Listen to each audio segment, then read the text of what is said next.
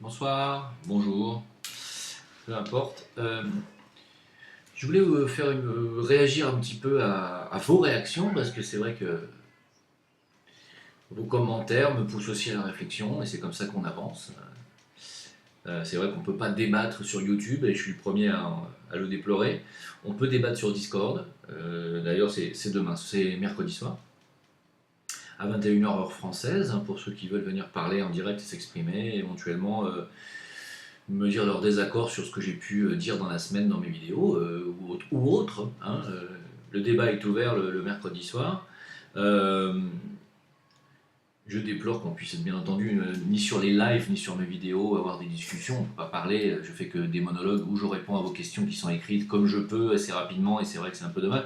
Mais par rapport euh, à deux sujets principaux que j'ai traités dernièrement, vous avez eu des réactions étranges, enfin, c'est des réactions primaires en fait, et je voulais faire une petite mise au point. C'est-à-dire, par exemple, la première des causes, c'était par exemple la vidéo sur Zemmour, et vous savez, cette polémique sur les prénoms, la loi napoléonienne, etc., où je pensais avoir été clair.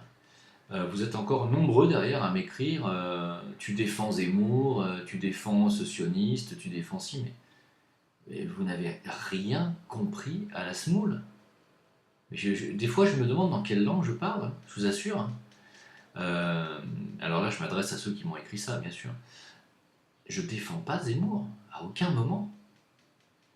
Zemmour, il dirait, si vous voulez, c'est pas parce que vous l'aimez pas, ou c'est pas parce qu'il est sioniste, ou qu'il est, etc., ce que vous voulez, c'est pas parce il représente un pouvoir que personne n'aime, c'est-à-dire le pouvoir sioniste en France, et il faut le dire, c'est un agent israélien, Zemmour, on le sait. Mais c'est pas parce que c'est le cas, et il n'est pas le seul à être comme ça d'ailleurs. Il y a Tali, il y a BHL, il y en a plein. Mais c'est pas parce il est un saillant que automatiquement il dit que des conneries. Euh, Quand il parle du passé ou de l'histoire de France, il parle de l'histoire de France qui a existé, qu'on peut vérifier. Quand il parle de la loi napoléonienne qui existait jusqu'en 1993 en France, il dit une vérité. Et moi, c'est pas parce que c'est Zemmour qui le dit que je le défends. Je défends parce qu'il dit quelque chose de vrai. Et que tout le monde lui saute dessus comme si c'était lui le responsable. Il n'est pas responsable du fait qu'il a existé en France une loi, comme j'ai déjà parlé dans la vidéo d'avant, qui forçait tout étranger à prendre un prénom du calendrier grégorien. Et c'est pas lui le responsable, ni moi. Arrêtez de nous engueuler, moi j'y suis strictement pour rien. Moi. La loi a été abolie il y a 25 ans. Elle existait depuis 2 siècles. Qu'est-ce que j'y peux? Qu'est-ce qu'on y peut? C'est la vérité, c'est comme ça. Je ne défends pas pour autant Zemmour. Je défends le fait que... alors je vais vous dire quelque chose de très simple que je pense vraiment. Hein. Euh, oui, je pense que ça aide, primo, à l'intégration, de prendre un prénom qui sonne français. Oui, oui. Deuxio, il n'existe pas dans les pays musulmans d'autochtones, c'est-à-dire de personnes, de Marocains qui sont nés au Maroc, ou d'Algériens, ou de Tunisiens qui sont nés dans leur pays, qui s'appellent Michael, Kevin, Jean-Pierre, Jean-Michel, Daniel. Ça n'existe pas. Pourquoi? Parce qu'ils ont une unité nationale. Parce ils ont une culture et une identité. Et je le défends, mais à 2000%. Vous allez au Japon, il n'y a pas un japonais qui naît qui s'appelle Jean-Pierre.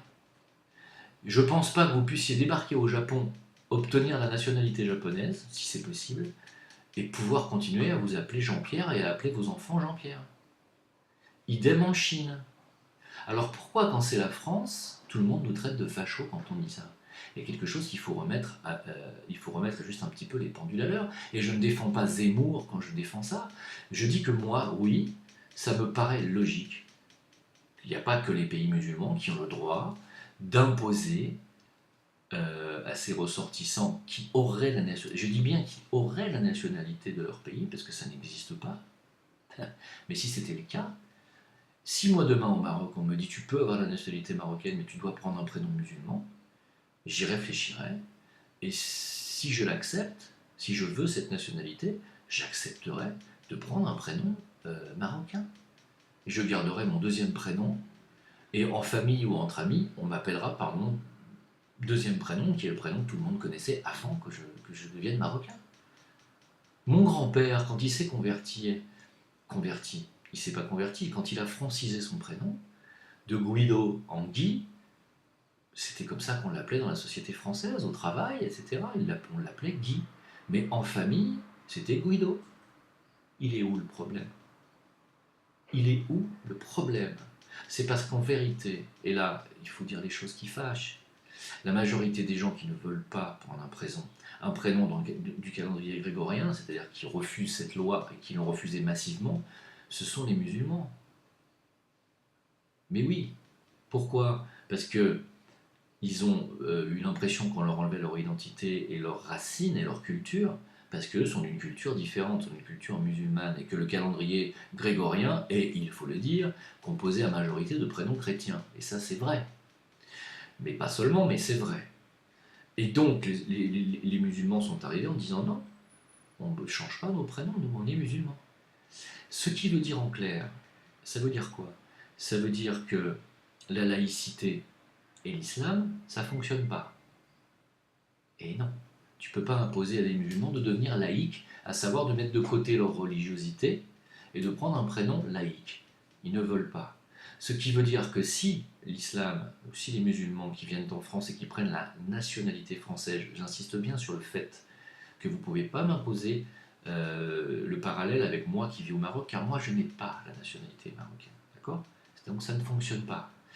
Je dis bien les étrangers qui viennent, les musulmans qui viennent en France et qui refusent la laïcité, c'est-à-dire la loi napoléonienne, qu'on a dû retirer finalement de fait, prouvent que l'islam ne peut pas être laïque. Et si l'islam ne peut pas être laïque, ce que je comprends très bien, et attention, je ne le dénonce pas de manière raciste ou islamophobe, ça veut dire que l'islam n'est pas compatible avec la laïcité, donc avec la République. Donc CQFD, République française et islam, ne peuvent pas cohabiter. C'est tout. En tout cas, ils ne peuvent pas cohabiter sans qu'il y en ait un des deux qui baisse son froc à un moment donné. Or, qui baisse son froc dans cette histoire en permanence, c'est la République française. Vous comprenez? Donc, c'est pas que je soutiens Zemmour, c'est que Zemmour dénonce ça. Et sur ça, il a raison. Maintenant, le fait que Zemmour ne dénonce pas ceux qui veulent ça derrière en coulisses, je suis absolument d'accord avec vous. Évidemment que Zemmour est un Israélien, un agent israélien, et que ce sont les Israéliens, les sionistes, qui imposent l'arrivée massive de l'islam en France pour détruire ce qui reste de chrétienté française. Absolument d'accord. Et si on a enlevé cette loi napoléonienne des prénoms du calendrier grégorien, c'est pour pouvoir islamiser le pays. Et n'oubliez pas que l'islam est le balai d'Israël. Et là, on est d'accord à 200%. Mais quand vous me dites tu as tort, le prénom n'est pas un gage d'identité nationale, vous vous gourrez. Allez au Japon, allez en Chine, allez aux Indes, voyagez. Allez en Turquie et allez voir si les Turcs ont des prénoms, ne serait-ce que maghrébins. Ils n'en ont pas. Ils n'ont pas de prénom maghrébin, les Turcs. Un peu, mais ils ont surtout des prénoms musulmans et des prénoms turcs. Et ils n'ont pas de prénom chrétien. Ils n'ont pas de prénom américain, ni anglo-saxon. Vous comprenez? C'est ça l'identité nationale. Et pourquoi ça vous dérange autant que la France ou qu'un Français comme moi gueule parce qu'il aimerait que la France garde son identité nationale? Parce que en réalité, vous ne vous y reconnaissez pas dans cette identité nationale. Il est là le problème. C'est pour ça que vous n'êtes pas d'accord avec moi. Mais si vous allez dans vos pays d'origine, que ce soit des pays du Maghreb ou autres, vous allez voir que dans vos pays d'origine, il y a des prénoms, il y a une identité nationale et qu'on retrouve dans les prénoms. Alors ça, c'était le premier dossier. Et je voulais faire cette précision très importante que je ne soutiens pas spécialement Zemmour, mais quand il dit une vérité, c'est une vérité. Qui s'appelle Tartampion ou qui s'appelle Zemmour, ça ne change rien. Une vérité est une vérité. Deuxièmement, sur le dossier OVNI, les observatoires qui ont fermé, on nous sort des explications complètement débiles, comme quoi ça serait une des personnes de l'observatoire du Nouveau-Mexique qui était en train de faire du cyberharcèlement ou je ne sais quoi, ou pédophile, que c'est pour ça qu'on aurait fermé l'observatoire du Nouveau-Mexique. Pourquoi pas? Mais pourquoi les 6 autres observatoires dans le monde entier? Pour la même chose? Ils étaient en train de faire bon, bref. Et donc la question n'est pas là, c'est que en fait vous êtes assez nombreux à m'avoir dit tu te ridiculises à défendre la théorie des ovnis, à parler des extraterrestres. Mais, excusez-moi, mais peut-être certains d'entre vous ont l'impression que je fais des vidéos parce que c'est mon métier, mais vous vous trompez. Ce n'est pas mon métier. Je ne suis pas youtubeur professionnel. C'est pas ça qui me fait vivre et c'est pas ça qui me fait manger. C'est juste pour moi une façon de m'exprimer et je dis ce que je veux. Je pense ce que je veux et je n'ai que faire de l'opinion des gens. C'est clair? Donc si ça ne vous convient pas, vous allez écouter les autres alerteurs. J'ai pas à vous convaincre, j'ai pas à vous plaire coûte que coûte sous prétexte que ça risquerait de vous choquer. Moi je fais ces vidéos parce que j'ai besoin de ça pour m'exprimer, c'est personnel. Après ça trouve écho chez certaines personnes, aujourd'hui on est à 16 000 et quelques 400 abonnés. C'est pas moi qui l'ai voulu, je vous ai pas forcé à vous abonner. Bon, peut-être que vous trouvez que j'ai de bonnes analyses, que je suis pas trop idiot et que je suis assez sensé dans mes propos. Peut-être c'est pour ça que vous êtes plusieurs milliers à me suivre maintenant. Mais j'ai jamais fait de vidéo sur YouTube pour plaire à qui que ce soit. Et justement, cela m'amène à vous parler d'une chose, c'est que parmi tout ce que vous pouvez me dire sur mes vidéos, parfois vous me dites que vous me suivez pour mes analyses politiques, géopolitiques, d'autres me suivent pour ce que je dis sur la santé, d'autres me suivent sur mes vidéos plutôt spirituelles, d'autres me suivent sur mes vidéos justement ouvertes sur les ovnis. Et c'est vrai que ces 3 ou 4 catégories de personnes ont parfois du mal à cohabiter, c'est-à-dire que il y a des cartésiens qui vont me suivre sur la géopolitique, qui ne vont pas du tout me suivre dans la spiritualité. Même parmi les autres alerteurs qui me soutiennent, je sais que Alix Sator, pour ne citer que lui, que je salue, n'est pas très fan quand je parle de New Age, quand je parle de spiritualité. Il est pas, ça ne lui parle pas, mais c'est pas grave. Il y en a d'autres, c'est les ovnis, ça leur parle pas, bon. Mais il y en a d'autres qui me considèrent un peu comme un coach de vie, qui me remercient parce qu'ils ont avancé dans leur vie grâce à mes vidéos. Mais moi, j'en suis ravi. J'en suis ravi. Mais ça m'amène sur un sujet très important dont je voulais vous parler là maintenant. C'est la séduction. Quel est le rapport à chacun, quel est votre rapport avec la séduction? Et notamment avec la peur de déplaire. Parce que la séduction, c'est pas seulement avoir absolument besoin de plaire aux autres, ou de séduire, mais c'est surtout la peur de déplaire. Souvent, les gens se rentrent dans le moule conformiste, n'abordent pas certains sujets, non pas parce qu'ils ne les pensent pas ou qu'ils ne les assument pas vraiment, mais parce qu'ils ont peur de déplaire. Alors sachez que moi, je suis quelqu'un qui ne cherche pas à plaire. Et je vais même être assez cru, j'en ai rien à secouer si ça déplaît à certains, ce que je peux dire. Et même je dirais que quelque part, c'est un petit peu ce que je cherche, un petit peu. Non pas par provocation, mais pour pousser à la réflexion certaines personnes qui se disent « mais c'est bizarre ce mec, on l'a entendu sur un sujet, il est pourtant pas con, pourquoi est-ce qu'il aborde tel sujet qui est complètement débile ?» Eh bien, je vous invite à faire la démarche de vous dire justement, si je ne suis pas con, selon vos critères, sur un sujet, pourquoi est-ce que j'ouvre un autre sujet qui vous paraît totalement farfelu? Peut-être parce que je ne suis pas si con que ça, et que si je suis ouvert sur un sujet qui vous paraît farfelu, peut-être parce que vous n'avez pas assez creusé ce sujet. Donc je vous invite à aller fouiller là-dedans.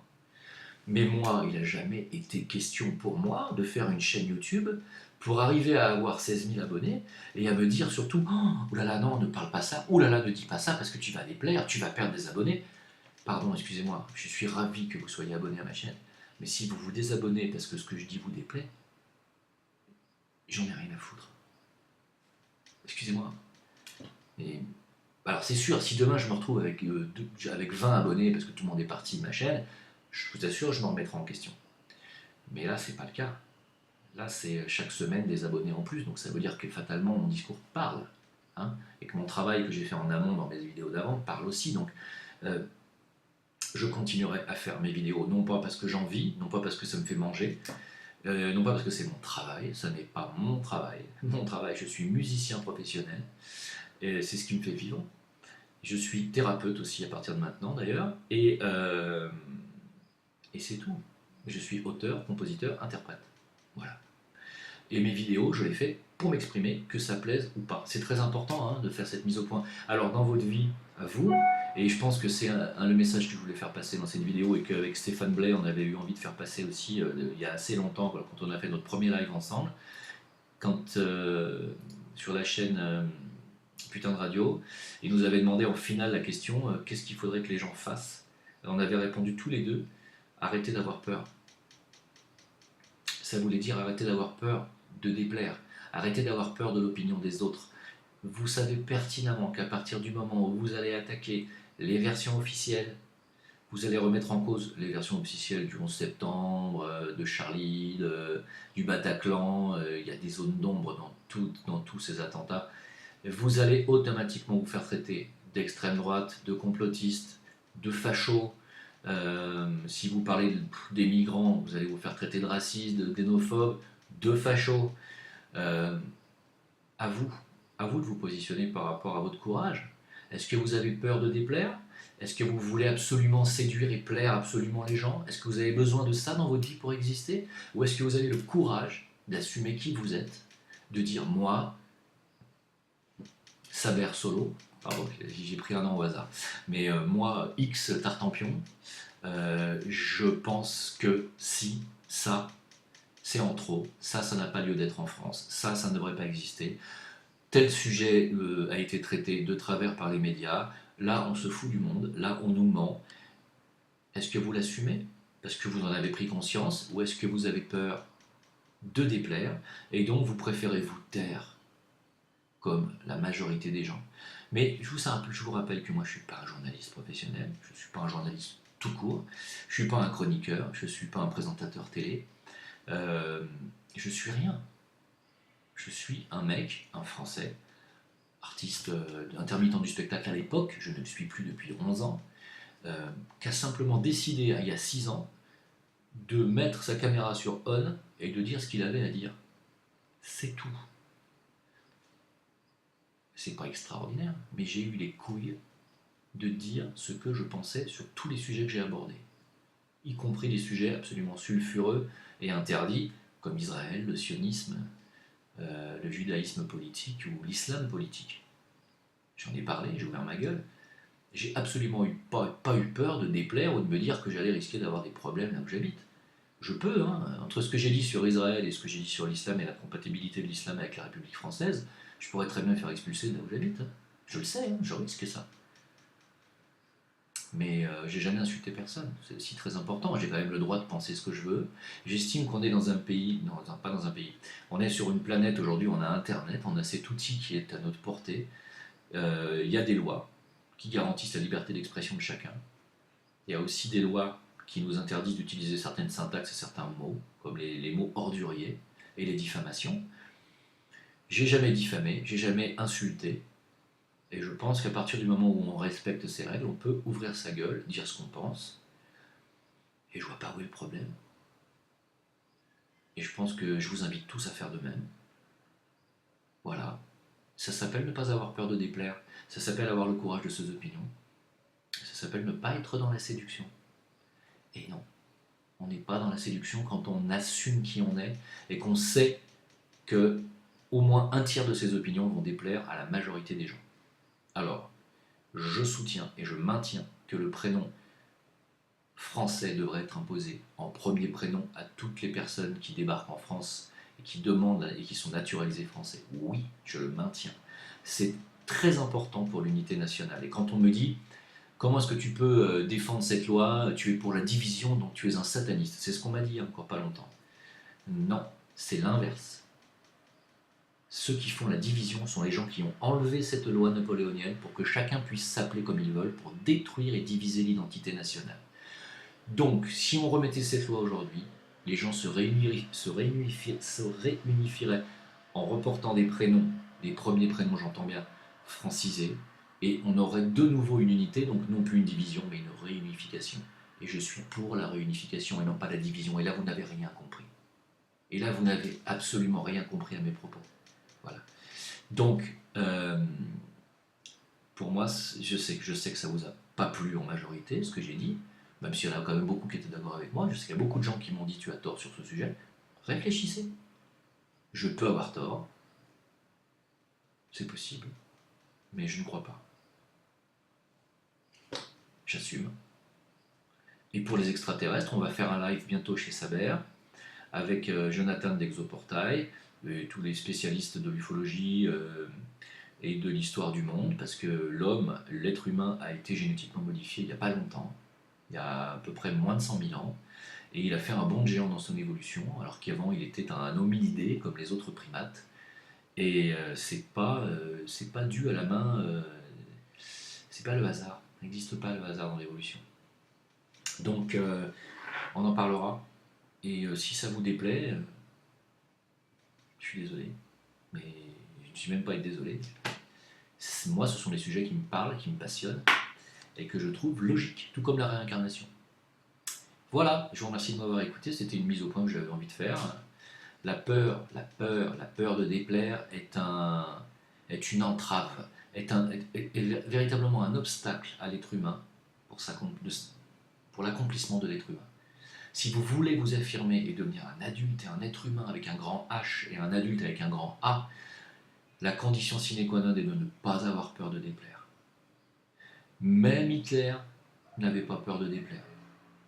Il a affirmé et assumé jusqu'au bout sa monstruosité et il a fait des émules. Alors, ça ne veut pas dire que tous ceux qui sont sûrs d'eux et qui se fichent de l'opinion des autres sont des Hitler en puissance. J'ai pris un contre-exemple, mais Gandhi, par exemple. Les grands hommes, Jésus, par exemple, quand on lui disait tu vas finir sur la croix, fais gaffe. Qu'est-ce qu'il a fait là il a arrêté, il a dit à ses apôtres oh mon Dieu, bah, je vais arrêter parce que là on va trop loin, on va se faire arrêter. Non, ayez les couilles, soyez un homme. Mais un homme, ça ne veut pas dire quelqu'un qui sait se battre, ça veut dire quelqu'un qui assume qui il est. Ciao.